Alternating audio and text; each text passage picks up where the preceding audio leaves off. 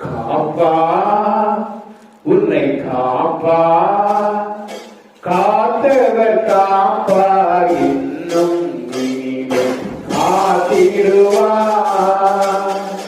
கலங்காதே மனமே காத்திடுவா அப்பா உன்னை காப்பா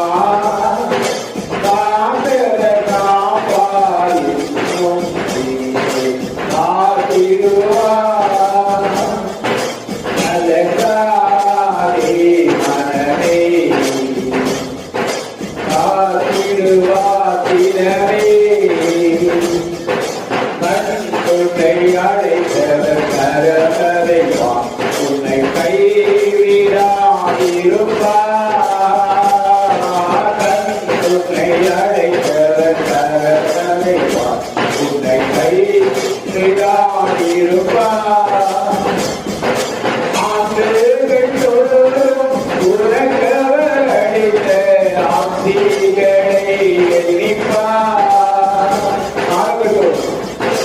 மாதங்கள் தொழும் உலகவர் அளித்த ஆசிகளை எண்ணிப்பா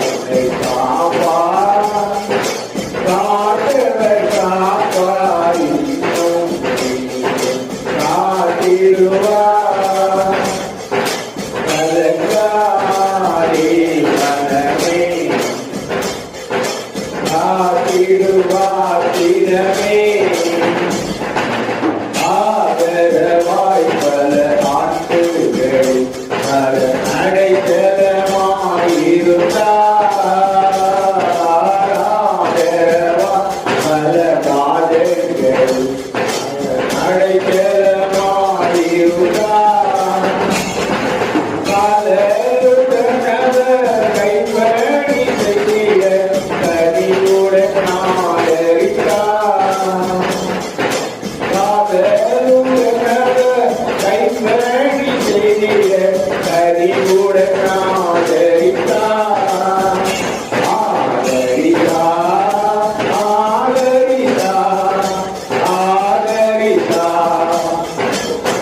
பரிசுத்தத்தில் அலங்கரித்தார், பரிசுத்தத்தில் அலங்கரித்தார், ஆதரித்தார், ஆதரித்தார், ஆதரித்தார், பரிசுத்தத்தில் அலங்கரித்தார், பரிசுத்தத்தில் அலங்கரித்தார்.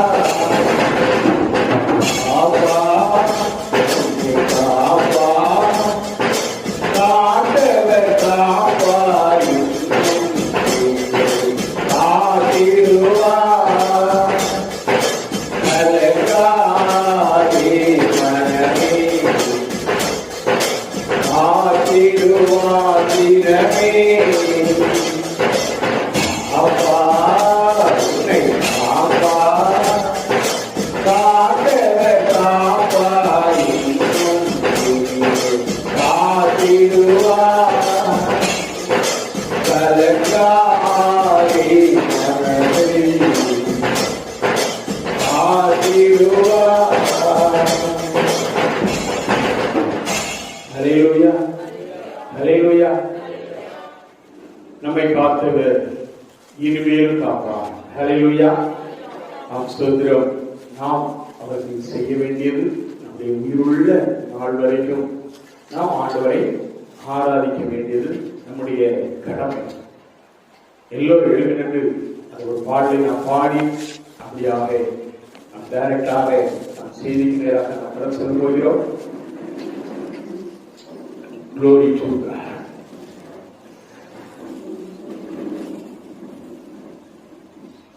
இந்த வருடத்திலே நாம் பாதி வருடத்திலே நாம் நின்று கொண்டிருக்கிறோம். 5 மாதங்கள் முடிந்து 6வது மாதமாகிய இந்த ஜூன் மாதத்திலும் பாதி நாட்களை நாம் கடந்து விட்டோம். அப்படினாலே நாம் ஆண்டவரை நாம் மறக்கக்கூடாது.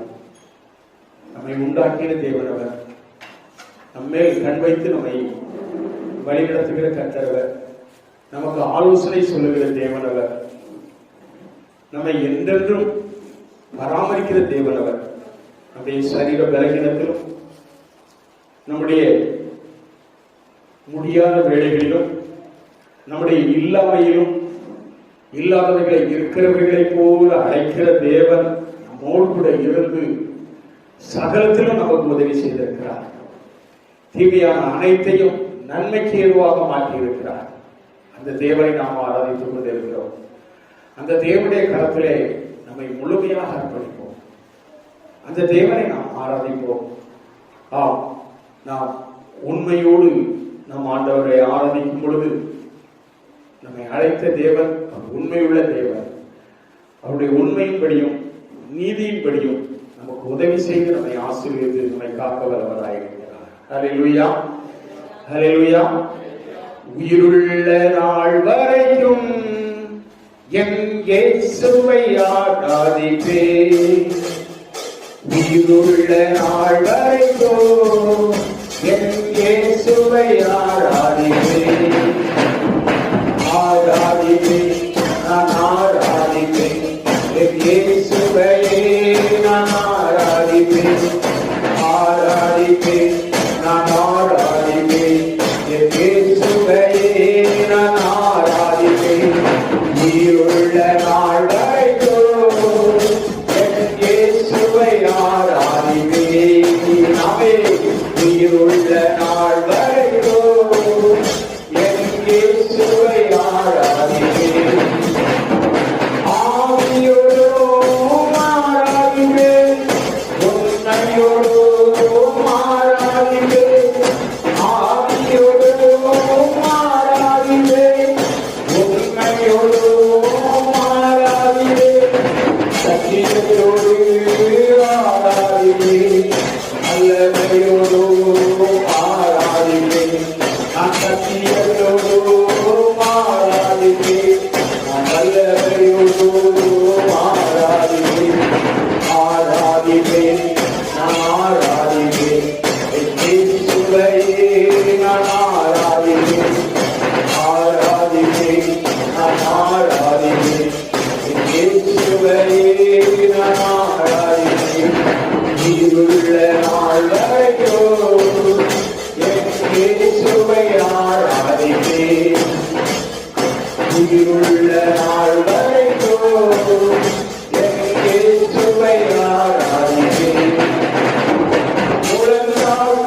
படியிட்டு ஆராதிப்பே, முழு மனதோடு ஆராதிப்பே, முழங்கால் படியிட்டு ஆராதிப்பே, முழு மனதோடு ஆராதிப்பே, ஆலயத்தில் எழுந்து ஆராதிப்பே, கருத்துடன் பாடி ஆராதிப்பே, ஆலயத்தில் எழுந்து ஆராதிப்பே, கருத்துடன் பாடி ஆராதிப்பே, ஆராதிப்பே, நான் ஆராதிப்பே, இயேசுவையே நான் ஆராதிப்பே, ஆராதிப்பே, நான் ஆராதிப்பே, இயேசுவையே நான் ஆராதிப்பே, உயிருள்ள நாள் வரைக்கும் என் இயேசுவை ஆராதிப்பேன், உயிருள்ள நாள் வரைக்கும் என் இயேசுவை ஆராதிப்பேன், கண்ணீரை நீத்திட ஆராதிப்பேன், கவலை மறந்திட ஆராதிப்பேன், கண்ணீரை நீத்திட ஆராதிப்பேன், கவலை மறந்திட ஆராதிப்பேன், வேதனை விலகிட ஆராதிப்பேன், சோதனை மாறிட ஆராதிப்பேன், வேதனை விலகிட ஆராதிப்பேன், சோதனை மாறிட ஆராதிப்பேன், ஆராதிப்பே, நான் ஆராதிப்பே, இயேசுவையே நான் ஆராதிப்பே, ஆராதிப்பே, நான் ஆராதிப்பே, இயேசுவையே நான் ஆராதிப்பே, உயிருள்ள நாள் வரைக்கும் என் இயேசுவை ஆராதிப்பேன், உயிருள்ள நாள் வரைக்கும் என் இயேசுவை ஆராதிப்பேன், ஆராதிப்பேன், நான் ஆராதிப்பேன், இயேசுவையே நான் ஆராதிப்பேன், ஆராதிப்பேன், நான் ஆராதிப்பேன், இயேசுவையே நான் ஆராதிப்பேன், ஆராதிப்பேன், நான் ஆராதிப்பேன், இயேசுவையே நான் ஆராதிப்பேன். ஹல்லேலூயா, ஹல்லேலூயா. கர்த்தருக்குள் நாம் ஜெபிப்போம். கர்த்தருடைய கரத்திலே மீதியான ஆராதனை நாம் தாழ்ந்து நாம் ஜெபிப்போம். ஆண்டவர் தாமே நம்மை ஆசீர்வதிப்பார். ஹல்லேலூயா. கிறிஸ்துவுக்குள் அன்பார்ந்த சகோதர சகோதரிகளே, உங்கள் அனைவரையும் இயேசு கிறிஸ்துவின் நாமத்தினாலே வாழ்த்துகிறேன், வரவேற்கிறேன். பிதாவாகிய தேவனாலும் கர்த்தராகிய இயேசு கிறிஸ்துவினாலும் உங்களுக்கு கிருபையும் இரக்கமும் சமாதானமும் உண்டாவதாக. ஹல்லேலூயா, ஹல்லேலூயா, glory to God. இந்த உலகத்திலே நாம் ஒரு பரதேசியை போல நாம் வாழ்ந்து கொண்டிருக்கிறோம். எங்கள் சங்கீதம் 119 நீங்கள் வாசிக்கும் பொழுது பார்த்தால், இந்த பூமியிலே நான் ஒரு பரதேசி என்று சங்கீதக்காரன் சொல்கிறார். சிலவங்க சொல்லுவாங்க, உங்களுக்கு ஒரு போக்கு இல்லையா, புகலிடம் இல்லையா, போக்கத்தவர்களே அப்படின்னு சொல்லி சொல்லுவாங்க.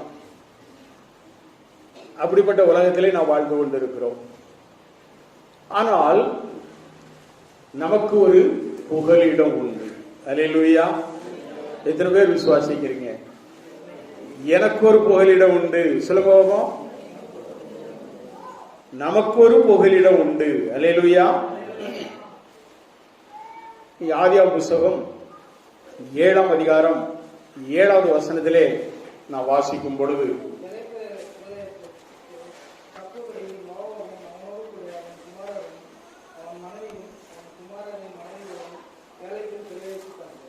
பாருங்க,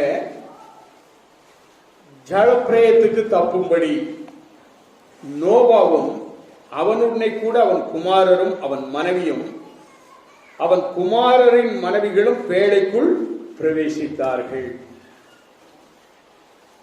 இந்த கிருபையின் காலத்திலே பேழையார் இயேசு கிறிஸ்து. ஒரு அல்லேலூயா சொல்லுவோமா? இயேசு கிறிஸ்து தான் பேழை. அந்த பேழையாம் கிறிஸ்துவுக்குள் நாம் வந்துவிட்டால், அது ஜலப்பிரளயமாக இருக்கட்டும், கொரோனாவாக இருக்கட்டும், இன்னும் என்ன போல எதெல்லாமோ நோய்கள் வந்ததே. அதனால எந்த ஒரு வைரஸ் கிருமிகளாக இருக்கட்டும், எதுவும் நம்மை தாக்க முடியாது, எதுவாலும் நம்மை அடிக்க முடியாது. நாம் நாம் பேழைக்குள் பிரவேசிக்க வேண்டும். பேழைக்குள் பிரவேசிக்க வேண்டும். பேழைக்குள் பிரவேசிப்பதற்கு நாம் எப்படிப்பட்டவர்களா இருக்கணும்? ஒரு 5 பாயிண்ட், சுருக்கமா 5 பாயிண்ட். முதல்ல ஆதியாகமம் 7:1 நான் வாசிக்கும் பொழுது, கர்த்தர் நோவாவை நோக்கி, நீயும் உன் வீட்டார் அனைவரும் பேழைக்குள் பிரவேசியுங்கள், இந்த சந்ததியிலே உன்னை எனக்கு முன்பாக நீதிமானாக கண்டேன். நீதிமான் யார்? இயேசு கிறிஸ்துடைய ரத்தத்தாலே கழுவப்பட்டவன் நீதிமான். அல்லேலூயா. இயேசு கிறிஸ்துவை சொந்த ரட்சகராக ஏற்றுக்கொண்டு, இயேசு கிறிஸ்து எனக்காக இந்த உலகத்திலே வந்தார், என் பாவங்களுக்காக மரித்தார், எனக்காக அவர் சிந்தின ரத்தம் என் பாவங்களை நீக்கி என்னை சுத்திகரித்தது என்று நீ சொல்லும் பொழுது, என்று நீ விசுவாசிக்கும் பொழுது, அந்த நாளிலிருந்து நீ நீதிமானாக்கப்படுகிறாய். அல்லேலூயா. அப்போ கர்த்தர் நோவாவை நீதிமானாக கண்டார். அந்த நீதிமானாக கண்டதினாலே அந்த நோவாவுடைய நீதிமான், நோவாவுடைய நீதி யாரெல்லாம் காப்பாத்திச்சு? அவனை, அவன் மனைவி, அவன் பிள்ளைகள், அவன் பிள்ளைகளுடைய மனைவிகள். 3 பிள்ளைகள் இருந்தார், காம், சேம், யாப்பேத்து. அந்த 3 பிள்ளைகளுடைய மனைவிகளும் காக்கப்பட்டார். 8 பேர் அந்த முழு குடும்பம், தாய் தகப்பன், பிள்ளைகள், மருமகள் என்று 8 பேர்கள் காக்கப்படுகிறார்கள் நோவாவின் குடும்பத்தால். அப்ப நோவாவுடைய நீதி அவனை காக்கிறது. நீதிமொழிகள் 18:10 நாம் வாசிக்கும் பொழுது அந்த வசனம் இப்படியாக சொல்லுகிறது, கர்த்தருடைய நாமம் பலத்த துருகம், நீதிமான் அதற்குள் ஓடி சுகமாயிருப்பான். அல்லேலூயா. கர்த்தருடைய நாமம் பலத்த துருகம், நீதிமான் அதற்குள் ஓடி சுகமாயிருப்பான். அப்ப இயேசு கிறிஸ்துவின் நாமத்திற்குள்ளே நீ ஓடி வரும் பொழுது நீ காக்கப்படுவாய். இயேசு கிறிஸ்துடைய நாமம் உன்னை காக்கும். அது பலத்த துருகம். அந்த துருவத்திற்குள்ளே நீ ஓடி வந்து விட்டால் ஆண்டவர் உன்னை நிச்சயமாய் பாதுகாப்பார். அந்த இயேசு கிறிஸ்துடைய நாமம், அதுதான் எனது பேழை. அல்லேலூயா. நீங்கள் பிரவேசிக்க வேண்டிய பேழை அதுதான். அப்படினாலே நீதிமான் அதற்குள் ஓடி சுகமாயிருப்பான். நாம செக் பண்ணிக்கணும், நான் நீதிமானா, நான் நீதிமானா இருக்கிறேனா, என்னுடைய வாழ்க்கை நீதிமானாக காணப்படுகிறதா, நான் இயேசு கிறிஸ்துடைய ரத்தத்தாலே கழுவப்பட்டிருக்கிறேனா, நான் கழுவப்பட்ட பிள்ளை என்றால் நிச்சயமாக நான் இயேசுடைய பிள்ளை, அவருடைய ரத்தம் என்னை சுத்திகரித்திருக்கிறது, என்னுடைய பாவங்கள் எல்லாம் பறந்திருக்கிறது, நான் ஆண்டவருடைய பிள்ளை என்று அந்த நிச்சயத்துக்குள்ளே நீ வரும்பொழுது நீ நீதிமான். அல்லேலூயா. ஆம், சோதரம்.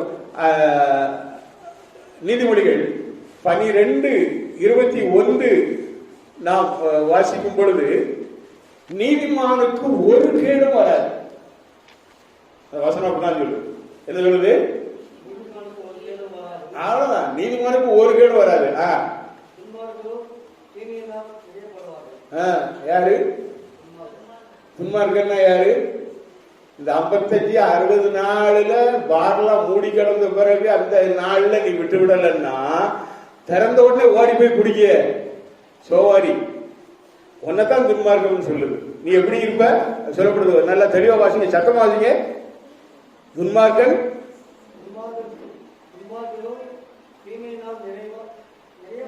தீமையினால் தீமை அவனுக்கு நிறையும். இந்த நாள்ல அவன் திருந்தாலும் பழையபடி போய் படுத்துக்கிட்டு ஐசியூல போய் படுத்துக்கிட்டு கையை காலை வெட்டி இழுத்துக்கிட்டு அந்த நிலைமையில நீ பிழைச்சா, நீ பிழைக்கலன்னா நரகம், 7ஆன நரகத்திலையும் பாலான நரகம் உனக்கு இருக்கு. சொல்லிருங்க, யார் யார் வீட்டில் போய் சொல்லணுமோ சொல்லிருங்க. இந்த நாள்ல, இந்த குவாரண்டைன் நாள், இந்த லாக்டவுன் நாட்கள்ல பார் மூடி இருந்தது. இப்ப இந்த அத்தனை நாள் நீ குடிக்காம இருந்த, ஒருத்தனை பார்க்க கஞ்சாட்சிட்டு திரிதான். என்னது குடிக்கிறதுக்கு பிராண்டி இல்ல, சாராயம் இல்லைன்னு உடனே தேடி அலைஞ்சு கஞ்சா அடிச்சுக்கிட்டு தெரியுதான். ஐயா எங்க உருப்படுவான்? திருந்தணுங்க எண்ணமே கிடையாது. பொண்டாட்டி இருக்கு, பிள்ளை இருக்கு, 1க்கு 2 பிள்ளைகளை வச்சுக்கிட்டு இப்படி போய் அலைஞ்சி கேவலம். சரி, நான் சொல்ல வரல, சொன்னா அது சாபமா மாறும். அதுக்கு மேல பேசினா நீதிமானுக்கு ஒரு கேடு வராது. ஒரு அழிலே சொல்லுவோமா? நான் அதோட முடிச்சுக்கிடுவேன். துன்மார்க்கத்தை பற்றி துன்மார்க்கத்திலே அவன் அழிந்து போவான். ஏன்னா பாவிகளை ரட்சிக்கும்படியா கிறிஸ்து உலகத்திற்கு வந்தால் அந்த இயேசு கிறிஸ்துவ நம்மனே ஞானஸ்தானம் எடுக்கணும்னு சொல்லிட்டு நீ பழையபடி போனா நீ விடவே மாட்டேன். அதுதான் அதுல உள்ள காரியம். அப்போ நீதிமானுக்கு ஒரு கேடும் வராது, நீதிமானுக்கு ஒரு கேடும் வராது. 2வது நான் பார்க்கும் பொழுது 6ஆம் அதிகாரம், ஆதியாகமம் 6ஆம் அதிகாரம் 9வது வசனத்திலே நான் வாசிக்கும் பொழுது, ஆதியாகமம், நீங்க அந்த ஆதியாகமம் 6, 7 இது 2 தான் அப்படி கன்னியா வந்துட்டு இருக்கும். அதனால அதை விட்டுறாங்க. 6:9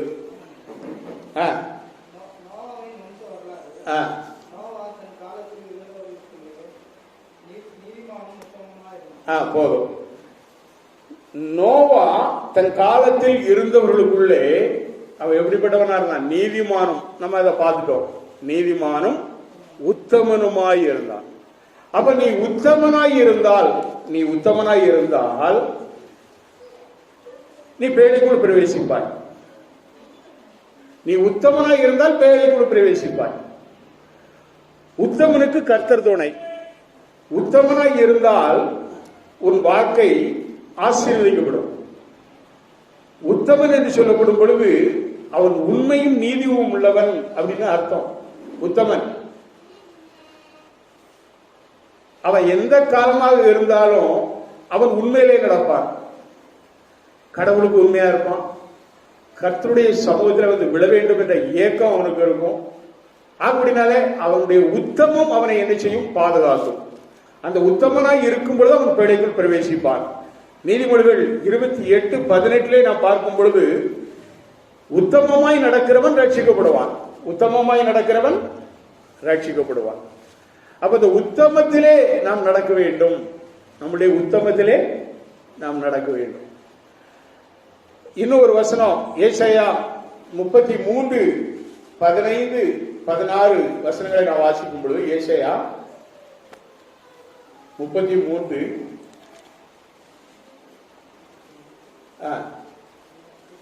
15-16 பாருங்க. நீதியாய் நடந்து செம்மையானவைகளை பேசி இடுக்கண் செய்வதால் வரும் ஆதாயத்தை வெறுத்து. பாருங்க, முதல்ல நீதியா நடக்கணும். 2வது செம்மையானவைகளை பேசணும். வாய்க்கு வந்தபடி எல்லாம் பேசக்கூடாது, பொய் பொய்யா பேசக்கூடாது. மனசுல பட்டதெல்லாம் நான் பேசிட்டேன் அப்படின்னு சொல்லிட்டு நீ நீதிமான் கிடையாது. நீ பேச்சுல உண்மை இருக்கணும்.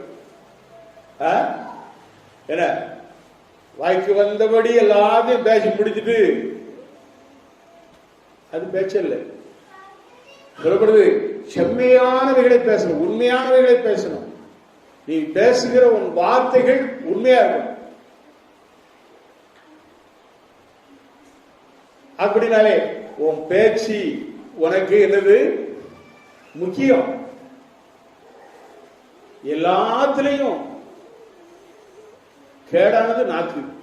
நாக்கு இருக்க அதுக்கு நரம்பு கிடையாதுன்னு சொல்லுவாங்க. அது அப்படியே உருகிட்டு வரும். என்ன பேசுது, என்ன சொல்லுறதுக்கு அதுக்கே தெரியாது, உளறிடுவாங்க. இங்க இருந்து அங்க போய் பேசுறது, அங்க இருந்து அங்க போய் பேசுறது, இங்க இருந்து அப்படி சுத்தி சுத்தி சுத்தி சுத்தி அது ஒரு வியாதி மாதிரி பேசிக்கிட்டு அலைவாங்க. அதனால செம்மையானவைகளை பேசி இடுக்கண் செய்வதால, ஒருத்தனுக்கு நீ துன்புறுத்துவதால, ஒருத்தனுக்கு நீ கெடுப்பதனால, இடுக்கண் செய்வதனால, அவனை அடித்து துன்புறுத்துவதால வரும் ஆதாயம், அடிச்சு உதைச்சி இது பண்ணியே என்ன செய்வாங்க, அவங்ககிட்ட இருக்க பணத்தை பிடிச்சி பறிச்சிருவாங்க, சொத்தை பறிச்சு எழுதி வாங்கிடுவாங்க. இப்படிப்பட்ட பல காரியங்கள்லாம் இருக்கு. அதனால இடுக்கண் செய்வதால் வரும் ஆதாயத்தை வெறுத்து, பரிதானம் என்னது, லஞ்சம். நீ வேலை பார்க்க இடத்துல லஞ்சம் வாங்காதபடி, காசு நல்லா வேலை பார்க்கும் போது, இதே பெங்களூர்ல இந்திரா நகர்ல ஒரு பாய் மறந்து வச்சு அவ்வளவு ஆபீஸ் இந்திரா நகர்ல அந்த டபுள் ரோட்ல அவரு ஓடி வருவாரு. ஓடி வந்து ஆர்டர் கொடுப்பாரு. உடனே நான் ஓகே சார், ஏன்னா ரொம்ப தட்டுப்பாடான உள்ள நேரத்தில் என்கிட்ட ஓடி வருவாங்க. அது வேற மற்றவங்கள்ட்ட வாங்குவாங்க. அது கொஞ்சம் காசு கூட இருந்தாலும் அவங்ககிட்ட வாங்குவாங்க. ஏன்னா அவங்க வண்டி முதல்ல பிடிச்சு முதல்ல ஓடி வரணுமா, அதுக்காக மற்றவங்கள்ட்ட என்ன பண்ணுவாங்க, இது பண்ணுவாங்க. அங்கே என்ன பண்ணாங்களோ எனக்கு தெரியாது, என்கிட்ட ஓடி வருவாங்க. ஓடி வந்து உட்கார்ந்து வந்த உடனே இது பண்ணுவேன், சரி பணத்தை கட்டுங்க, உடனே கட்டு கட்டா தூக்கி வச்சிருவாரு. ஓகே, என் வண்டியை முதல்ல அனுப்பணும் அப்படின்பாரு. நான் சொன்னேன், இதுக்கு முன்னால எத்தனை வண்டி லைன்ல கிடக்குதோ, எத்தனை பேர் பணம் கட்டி இருக்கிறாங்களோ எனக்கு தெரியாது. அந்த வருஷப்படி உங்க போகும். நான் இப்போ உங்கள்கிட்ட காசு வாங்கிட்டோம்னா உடனே உங்க வண்டி நம்பர் எல்லாம் இப்ப நான் சொல்லிடுவேன். சொன்ன உடனே அது லைன்ல போய் நிற்கும். அதுல போய் இடிச்சுட்டு நிக்க முடியாது. அங்க எல்லாம் என்னது டெர்மினல், அங்க லைனா போகணும். இல்ல அப்படின்னா அடிச்சு அப்படியே இது பண்ணி வேற கைட்ல விட்டு வெளியில அவுட் பாஸ் கொடுத்து வெளியில அனுப்பிச்சிருவோம் அப்படின்னு சொல்லிட்டு அவங்கள்ட்ட சொன்னேன். அவங்க உடனே ஒரு கவர் எடுத்து என்னோட கொண்டாந்து வச்சாங்க. என்னது, நான் சொன்னது உண்மை. இவன் கவர் கொண்டு வந்து கொடுத்ததுனால நான் என்ன பண்ண முடியும், அவன் வண்டியை முன்னால அனுப்ப முடியுமா? அங்க இருக்கவன் வேற டெர்மினல்ல நம்ம ஆளு ஒருத்தன் இருப்பான். அவங்ககிட்ட நான் சொல்லி இது பண்ணி முன்னால் விடணும் அப்படின்னு சொல்லி சொல்றான். அதுக்கு ஒரு கவர் கொடுத்தான். நான் சொன்னேன், உங்க வண்டி இன்னைக்கு லாஸ்ட்ல தான் பிடிக்கும், சரக்கு வேணா வாங்கிக்கோங்க, இல்லைன்னா போங்க அப்படின்ட்டு. லாஸ்ட்ல தான் பிடிக்கும். ஏன் நீங்க இந்த கவரை நீட்டதுனால அவனுக்கு சொல்றேன். அவன் ஒரு பெரிய ஆடு பாய். உடனே என்ன பண்ணா, கவர் எடுத்து பாக்கெட்ல வச்சான். அதை செய்யுங்க, உண்மையான லைன் படி என்ன செய்யும் போகும். நான் இப்போ உங்க வண்டி நம்பர் நான் எனக்கு தான் கொடுக்க போறேன், இல்லைன்னா நான் லாஸ்ட்ல தான் கொடுத்துருப்பேன். நீங்க எனக்கு கவரை நீங்க இங்க வச்சுட்டு போனா அப்படின்னு சொல்லிட்டு எடுத்துக்கோங்க அப்படின்னு. லஞ்சம், பரிதானங்கள் வாங்கக்கூடாது, லஞ்சம் வாங்கக்கூடாது, நேரமே நடக்கும். அதுதான் அதுல சொல்லப்படுகிறது, பரிதானங்களை வாங்காதபடிக்கு தன் கைகளை உதறணும். என்ன செய்யணும், சீச்சி காசு வேண்டாம் அப்படின்னு கையை உதறணும். உதறி ரத்தம் சிந்துவதற்கான யோசனைகளை கேளாதபடி. அவன் அடிச்சிடலாம், அந்த அவங்க இடத்துல கிடக்க அத்தரலாம், அந்த காதல தொங்க அத்தரலாம். ரத்தம் சிந்தாதபடிக்கு யோசனைகளை கேளாதபடிக்கு தன் செவியை அடைந்து, அந்த மாதிரி யோசனை பண்றவங்க கூட்டத்துல நிற்கக்கூடாது. அதான் ஒன்னாம் சங்கீதம் சொல்றது. ஒன்னாம் சங்கீதம் அதைத்தான் தெளிவா சொல்றோம். பாவிகள் உட்கார்ந்த இடத்துல உட்காரக்கூடாது அப்படின்னு, சரியா? அதனால பாருங்க, பொல்லாப்பை காணாதபடி தன் கண்களை மூடுகிறவனோ, பொல்லாதவைகளை பார்க்காதபடிக்கு தன் கண்களை மூடுகிறவனோ அவன் உயர்ந்த இடங்களில் வாசம் பண்ணுவான். கண்மலைகளின் அரண்கள் அவனுக்கு உயர்ந்த அடைக்கலமாகும். அவன் அப்பா அவனுக்கு கொடுக்கப்படும், அவன் தண்ணீர் அவனுக்கு நிச்சயமாய் கிடைக்கும். அல்லேலூயா, அல்லேலூயா. அப்ப உத்தமமாய் நடக்கிறவனுக்கு அவனுக்கு என்னதெல்லாம் கிடைக்கும்? சாப்பாடு கிடைக்கும், அவனுக்கு வேண்டிய தண்ணியும் கிடைக்கும். என்னது தண்ணின்னா நீங்க அப்படி நினைச்ச கூடாது, என்னது குடிக்க தண்ணி. இன்னைக்கு குடிக்க கூட தண்ணி இல்லாத ஒரு பஞ்சக்காரம் வந்துடும். அல்லேலூயா. அதனால அப்படிப்பட்ட ஒரு ஆசீர்வாதம் உண்டு. மூன்றாவதாக 6:9 இன்னொரு வாசிங்க, கடைசி வரி வாசிங்க. நோவா தேவனோட சஞ்சரித்துக் கொண்டிருந்தான். நோவா தேவனோட என்ன செய்தான்? சஞ்சரித்துக் கொண்டிருந்தான். தேவனோடு சஞ்சரிக்கணும், தேவனோடு சஞ்சரிக்கணும். அப்ப தேவனோடு நாம் எவ்வளவு இணைகிறோமோ அவ்வளவு ஆசீர்வாதம். அல்லேலூயா. அதனாலதான் நீங்க சங்கீதம் 27 27 4-5 வசனங்களை நம்ம வாசிக்கும் போது, சங்கீதம் 27:4-5 வசனத்தை வாசிக்கும் போது, கர்த்தரிடத்தில் ஒன்றை நான் கேட்டேன், அதே நாடுவேன், நான் கர்த்தருடைய மகிமையை பார்க்கும்படியாகவும் அவருடைய ஆலயத்திலே ஆராய்ச்சி செய்யும்படியாகவும் நான் என் ஜீவனுள்ள நாளெல்லாம் கர்த்தருடைய ஆலயத்தில் தங்கி இருப்பதே நாடுவேன். சஞ்சரிக்கணும், தேவனோடு சஞ்சரிக்கணும். ஐயா, இந்த காலம் லாக்டவுனா இருந்தது, அதனாலதான் நீ வீட்டுல உட்கார்ந்து நீ ஆராதிச்சுக்கோ, வீட்லயே நீ கர்த்தருக்கு ஆராதனை செய்யி. அப்படியே செய்தி நான் உனக்கு தெரிஞ்சதை யூடியூப் மூலமா அனுப்புறேன், அதை கேட்டுக்கோ அப்படின்னு சொல்லி சொல்றேன். ஏன்னா சில டிவிகள்ல நீங்க ஓபன் பண்ணீங்கன்னா தவறான உபதேசங்கள் வருது, தவறான உபதேசம். ஏஞ்சல் டிவிக்காரன் சொல்றான், அவன் போட்டிருக்கிறது காவி, வச்சிருக்கிறது தாடி, பேசுறது ஒரு மாயாவி மாதிரி பேசுறான். என்ன பேசுறான்? நீ வீட்டிலே உட்கார்ந்து என்ன செய்ய, அப்பம் விட்டு நீ கம்பெனியில் எடுத்துக்கோங்க. அந்த நாய்க்கு சபை கிடையாது, அந்த நாய்க்கு சபை கிடையாது. ஒரு டிவியை வச்சுக்கிட்டு காவியை போட்டுக்கிட்டு ஊழியம் செய்யறான். அவனுக்கு என்ன தெரியும்? பந்தினா என்னன்னு அவனுக்கே தெரியல. அது பந்தியா? நீங்களே யோசிச்சு பாருங்க. நீங்க அப்படின்னா நீங்க வீட்டிலே உட்கார்ந்து நீங்களே அப்பம் போட்டுக்கோங்க, நீங்களே இது பண்ணிக்கோங்க, வீட்டுல இங்க வரவே வேண்டாம், சர்ச்சைக்கே வராத. அவன் உபதேசம் நீங்க கேட்டீங்கன்னா அப்படி போயிருவீங்க, வீணா போயிருவீங்க. நாம ஆண்டுடைய சமூகத்திலே வந்து விடணும், பேழைக்குள் பிரவேசிக்கணும், பேழைக்குள் பிரவேசிக்கணும். சத்தியத்தை சத்தியமாக பேசக்கூடிய இடத்துல வந்து நிக்கிறீங்க. அதனாலதான் நான் சொல்றேன், சில நேரத்தில் நம்ம டிவியை கேட்டு டிவியில உள்ள உபதேசிக்கும் அவன் பாட்டில் அடிச்சு சைடு போயிடுவான். அவங்க அன்னைக்கு கேட்டா இங்க இருந்து உடனே எல்லாம் ஆன்லைன்ல எமோ பண்றதும் டிரான்ஸ்பர் பண்றது எல்லாம் பண்ணுவாங்க. ஆனால் உண்மையான சத்தியத்தை நீ கேட்டு அதன்படி நடந்தால் நீ ஆசீர்வதிக்கப்படுவாய். சரி, ரைட்டு. இப்ப பாருங்க, இதுல சொல்லப்படுது பாருங்க, நான் கர்த்தருடைய ஆலயத்தில் தங்கியிருப்பதே நாடுவேன், தீங்கு நாளில், 5வது வசனம் என்கிறது, தீங்கு நாளில் அவர் என்னை தம்முடைய கூடாரத்தில் மறைத்து என்னை தமது கூடார மறைவிலே ஒழித்து வைத்து என்னை கண்மலையின் மேல் உயர்த்துவான். அல்லேலூயா. நம்மை கண்மலையின் மேல் உயர்த்துகிறான் ஆண்டவர். Praise God. அல்லேலூயா. நான் இப்ப பேசுறதை யூடியூப்ல போட போறேன். எத்தனை பேர் கேட்டாலும் எனக்கு பற்றி கவலை இல்லை. என்னது காவி கூடக்காரனை பற்றி பச்சையா பேசிருங்க. கர்த்தருக்கு சோத்திரம். இப்ப பாருங்க, 4வது இன்னும் சங்கீதம் 46:1-2-3 வாசித்துருங்களேன். சங்கீதம் 46:1-2-3. தேவ நமக்கு அடைக்கலமும் பலனும் ஆபத்து காலத்தில் அனுகூலமான துணைமானவர். ஆகையால் பூமி நிலைமாறினாலும் மலைகள் நடு சமுத்திரத்தில் சாய்ந்து போனாலும் அதன் ஜலங்கள் கொந்தளித்து பொங்கி அதன் பெருக்கினால் பர்வதங்கள் அதிர்ந்தாலும் நாம் பயப்படுவோம். அல்லேலூயா. காரணம் என்ன? நாம் ஆண்டவரோடு சஞ்சரித்துக் கொண்டிருக்கிறோம். அவரின் அடைக்கலம், அவரின் பலன். தாவீது தான் சொல்வார், கர்த்தரின் பலனும் என் கீதமானவர் சொல்வார். அல்லேலூயா.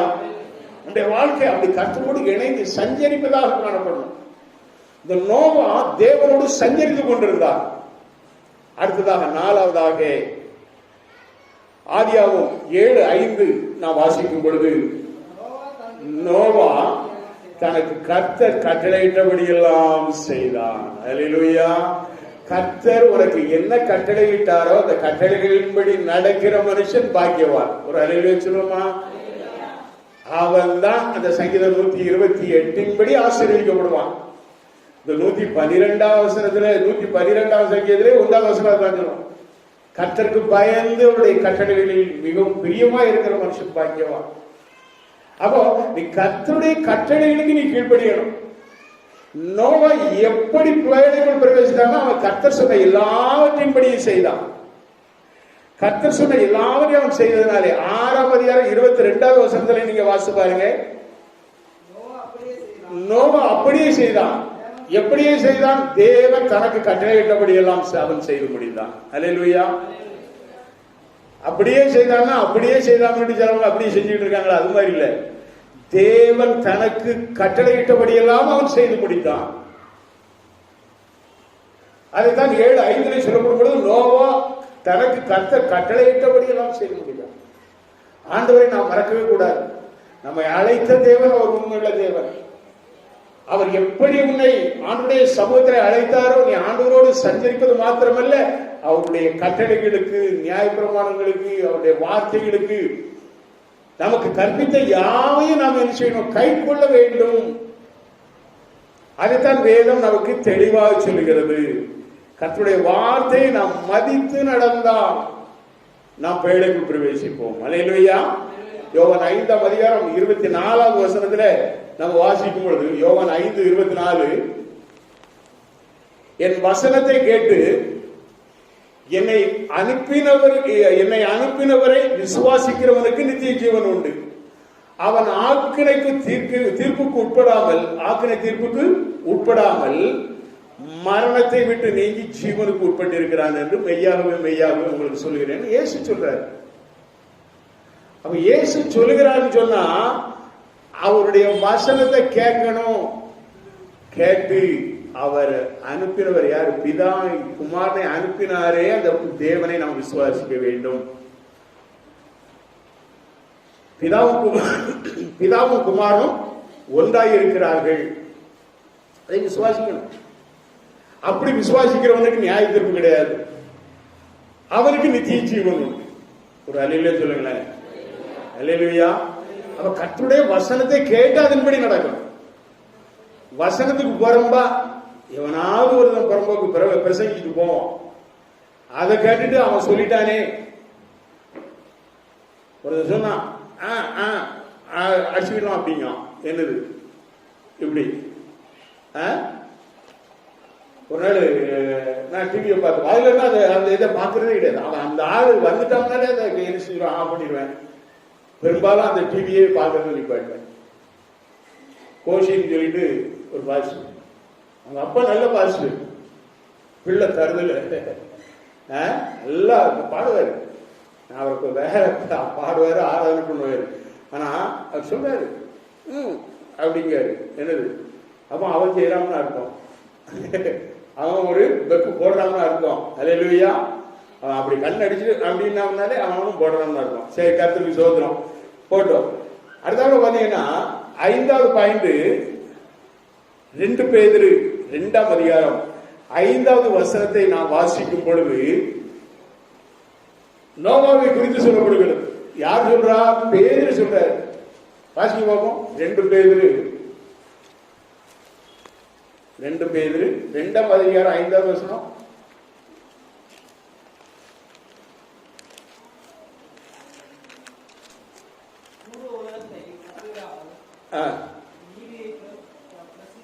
பாருங்க, பூர்வ உலகத்தையும் தப்ப விடாமல் நீதியை பிரசங்கித்தவனாகிய நோவா.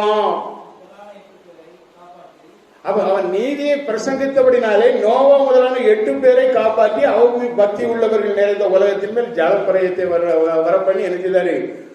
உலகத்தை அழிச்சு போட்டுட்டாரு. அப்ப நீதியை பிரசங்கித்தான் யாரு? நோவா.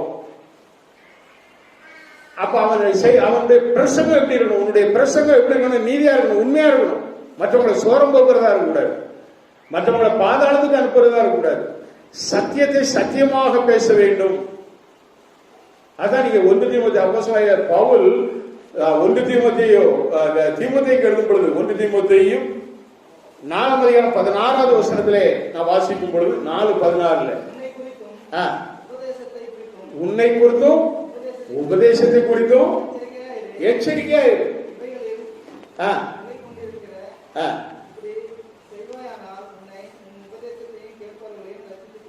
இவைகளின்படி கேட்கிறவர்கள் யாவரும் உன்னுடைய பிரசங்கத்தை வச்சு என்ன செய்யணும்? ரட்சிக்கப்படணும். உன் பிரசங்கத்தை கேட்டு என்ன? உன் பிரசங்கத்தை கேட்டு உன் டிவியை பார்த்துட்டு உன்னோட கூட பாதாளம் பெறக்கூடாது. ஒரு கூட்டத்தை நான் இப்பவும் சொல்றேன், ஒரு கூட்டம்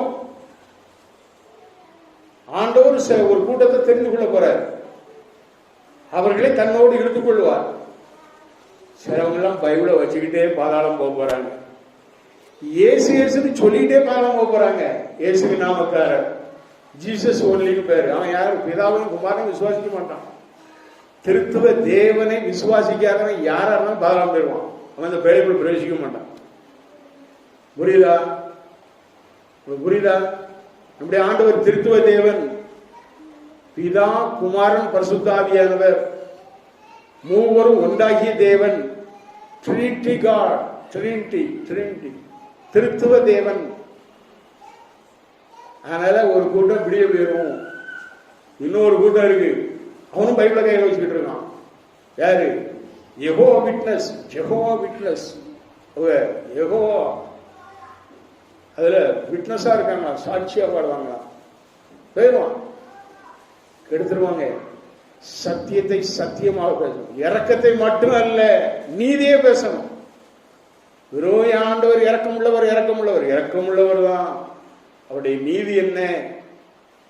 அவருடைய வார்த்தை வசனத்தை கேட்கிறவன் தான் நித்திய ஜீவனை பெறுவான். அது நம்ம முந்தின இதுல வாசமா இல்லையா?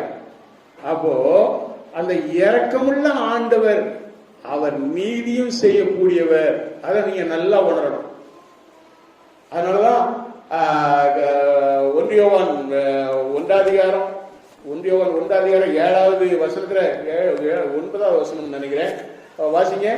ஒன்றியோவான் 1:9, நம்முடைய பாவங்களை நாம் அறிக்கையிட்டால் பாவங்களை நமக்கு மன்னித்து எல்லா அநியாயத்தை நீக்கி நம்மை சுத்திகரிப்பதற்கு அவர் உண்மையும் நீதியும் உள்ளவராக இருக்கிறார். அவர் உண்மை நீதி உள்ள ஆண்டவர். ஹல்லேலூயா. நான் இப்ப முடிய போறேன். இப்ப ஏசாயா 26:2 நம்ம வாசிக்கும் பொழுது அது சொல்லுது, சத்தியத்தை கை கொண்டு வருகிற நீதியுள்ள ஜாதி உள்ளே பிரவேசிப்பதற்காக வாசல்களை திறவுங்கள் அப்படின்னு சொல்லப்படுது. எப்படி சொல்லப்படுது? சத்தியத்தை கை கொண்டு வருகிற நீதியுள்ள ஜாதி உள்ளே பிரவேசிப்பதற்காக வாசல்களை திறவுங்கள். அவ சத்தியத்தை கை கொண்டு வருகிற நீதியுள்ள ஜாதியாக நாம் காணப்பட வேண்டும். சத்தியத்தை சத்தியமாக பேசுகிற சபையில நீ இருக்கணும். பாலிஷ் போட்டு இயேசுவை ஆசீர்வதிக்கிற ஆண்டவர் தான், இல்லைன்னு சொல்லலையே. அவர் ஆசீர்வதிக்கிறதுக்கு முன்னால ஒண்ணு சொல்லியிருப்பாரு. ஒவ்வொரு வசனத்துக்கும் பின்னும் வாசி பார்க்கணும். முன்னால ஒரு கட்டளை இருக்கும், பின்னால ஒரு நீதி இருக்கும். ஹல்லேலூயா. அதனால இது ரெண்டையும் நீ ஃபாலோ பண்ணனா தான் மத்தியில் உள்ள அந்த ஆசீர்வாதம் உனக்கு கிடைக்கும். கர்த்தருக்கு ஸ்தோத்திரம். இறுதியாக நாம பேழைக்குள் பிரவேசிக்கிறோம். நாம மத்தேயு 25ஆம் அதிகாரம் 21வது வசனத்துல நம்ம வாசிக்கும் பொழுது, மத்தேயு 25:21, அவனுடைய எஜமான் அவனை நோக்கி, நல்லது உத்தமும் உண்மையும் உள்ள ஊழியக்காரனே, நீ கொஞ்சத்திலே உண்மையாக இருந்தாய், அநேகத்தில் உன்னை என்ன செய்வேன்? அதிகாரியாக வைப்பேன். உன் எஜமானுடைய சந்தோஷத்திற்குள் பிரவேசி. ஒரு அலையில் சொல்லுமா, உன் எஜமானுடைய நம்முடைய எஜமான் யாரு? எஜமானனே என் இயேசு ராஜனே அப்படிங்கிறோமா? அந்த எஜமானுடைய சந்தோஷம், அந்த பர்வத்தின் சந்தோஷத்துக்குள்ள நீ பிரவேசிக்கணும்னா நீ உண்மையும் உத்தமமா நடக்கணும். அப்படி உண்மை உத்தமுள்ள ஒரு ஊழியக்காரன் அந்த எஜமானுக்கு இருக்கணும். உனக்கு கொடுத்திருக்கிற அந்த தாளந்துகளை நீ சரியா பயன்படுத்தணும். 5 தாளந்தை வாங்கினவன் இன்னொரு 5 தாளந்தை சம்பாதிச்சான். அதனால என்னது கிடைச்சது அவனுக்கு? இந்த ஒருத்தன் புதைச்சு போட்டானே, ஒண்ணுமே சம்பாதிக்காம கொடுத்ததை அப்படியே வச்சுக்கிட்டு, அந்த தாளத்தை அப்படியே வச்சு அமுக்கிக்கிட்டு நிறைய பேர் அப்படி இருக்காங்க. ரட்சிக்கப்பட்டிருப்பாங்க. இவன் ரட்சிப்ப வெளியே சொல்லவே மாட்டான். இவன் எந்த உடையான சேர்த்திலிருந்து தூக்கி எடுக்கப்பட்டனா சொல்லவே மாட்டான், சாட்சியே சொல்ல மாட்டான். நீ சாட்சி சொல்ல சொல்ல சொல்லதான் தாளந்து உனக்கு அதிகரித்து கொண்டே இருக்கும். உன்னுடைய சம்பளம் பெருகிக்கிட்டே இருக்கும். நீ வேலை செய்யக்கூடிய இடத்துல நீ வர்றவங்களுக்கெல்லாம் எந்த சந்தர்ப்பம் கிடைக்கும். அன்னைக்கு ஒரு இறந்த விசேஷம் கூப்பிட்டாங்க, போய் உட்கார்ந்தேன். அங்க எல்லாம் அப்படி குங்குமம் போட்டோட ஒரு 4-5 ஆம்பளைகள் உட்கார்ந்தாங்க. மற்றெல்லாம் ரோமன் கத்தோலிக்க சார்ந்தது இருந்தது. ஆண்டவர் பேசினேன் என்னது, நீ இயேசு கிறிஸ்துவை விசுவாசித்தால் நீ நித்திய ஜீவனுக்கு வருவாய். செத்து போனவர் எங்க போனாரோ எங்க இருக்காரோ எனக்கு தெரியாது. நீ உயிரோடு இருக்கிற உனக்கு தான் இப்ப பிரசங்கம். செத்து போனவருக்கு நான் பிரசங்கம் பண்ண வரல. யாருக்கு பிரசங்கம் பண்ண வந்திருக்கேன்? உனக்கு. ஹல்லேலூயா சொன்னா இல்லையா? என்ன சிஸ்டர் கேட்டுக்கிட்டு இருந்த சிஸ்டர் உண்டு. ஹல்லேலூயா. உயிரோடு இருக்கிறவங்களுக்கு நீ எங்க போனோம், அதுக்கு தான் என்ன ஆண்டவர் அனுப்பிச்சிருக்காரு, அதுக்கு தான் என்ன வச்சிருக்காரு. சத்தியத்தை சத்தியமா இப்ப நாம் எல்லாரும் பேழைக்குள் பிரவேசிக்க வேண்டும். ஒரு அலையில சொல்லுவோமா? நமக்கு கொடுத்து ஒவ்வொருத்தருக்கும் ஒவ்வொரு தாளத்தை கொடுத்திருக்கிறாரு ஆண்டவர். அந்த தாளத்தை அப்படியே வச்சுக்கிட்டு கூடாது. பாடுகிறவங்க பாட வேண்டும், நல்லா பேசுவாங்க, வீட்டுல ஒருத்தருக்கு ஒருத்தர் பேசுவாங்க, இல்லைன்னா பக்கத்து வீட்டுல போய் சண்டை போட்டு பேசுவாங்க, சத்தமா பேசுவாங்க.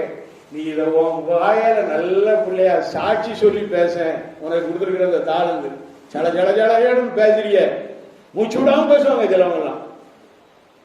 என்னது? எல்லாம் குறைகள் தான், எல்லாம் குறைகளை தான் பேசுவாங்க. அடுத்தவங்க குறை சொல்லி விட்டு விடாதுக்கு என்ன சேர்த்து குறை சொல்லி பேசிடுவாங்கன்னு விட்டுருங்க. அதனால நீ அதை அப்படியே நீ சாட்சி சொல்லு. கர்த்தர் உனக்கு எத்தனை நன்மைகளை செய்திருக்கிறார், கர்த்தர் உன்னை எப்படியாய் உன்னை ஆசீர்வதித்திருக்கிறார், எப்படிப்பட்ட விதமாய் உன்னை ஆண்டவர் என்ன செய்திருக்கிறாரு, தேர்ந்தெடுத்திருக்கிறார், உன்னை எப்படி தூக்கி எடுத்திருக்கிறார். உன்னுடைய பாதையிலே நீ சென்ற வழிகளிலே உன்னை பாதுகாத்து என்ன செய்தார், நீதியின் பாதையிலே கொண்டு வந்தாரே.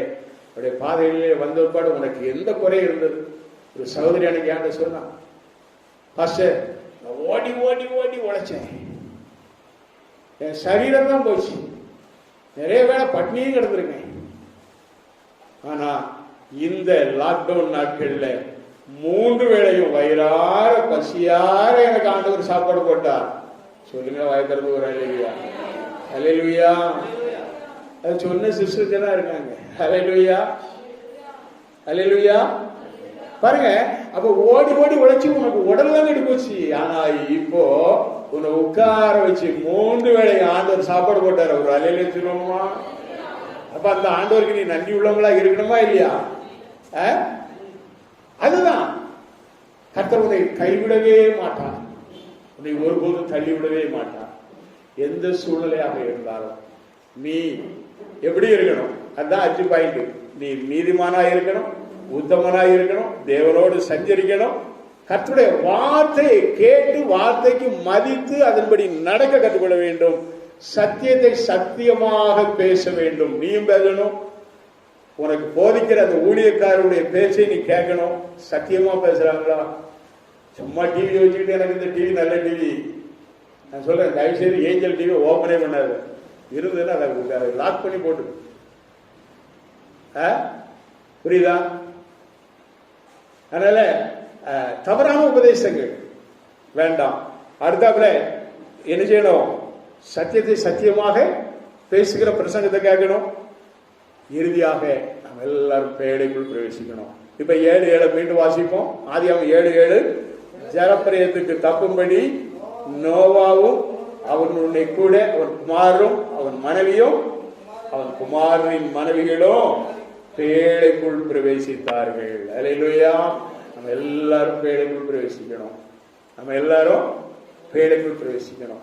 அந்த கிறிஸ்துவாகிய பேழைக்குள் நாம் சென்று விட்டால் அது நமக்கு எந்த பலத்த காற்று வந்தாலும் சரி, எந்த சூழல் வந்தாலும் சரி, எப்பேற்பட்ட நிலைமை இருந்தாலும் எல்லாவற்றிலும் நம்மை பாதுகாத்து நம்ம என்ன செய்யும்? அப்படியாக நம்மை பரலோகம் கொண்டு போய் சேர்க்கும் பேழைதான் இயேசு கிறிஸ்துவாகிய பேழை. அந்த பேழைக்குள் நாம் எல்லாரும் பிரவேசிப்போம். எல்லாரும் கண்களை மூடுவோமா? எல்லாரும் கண்களை மூடுவோம். Glory to God. கண்களை மூடி நாம் செபிப்போம். ஹல்லேலூயா, ஹல்லேலூயா.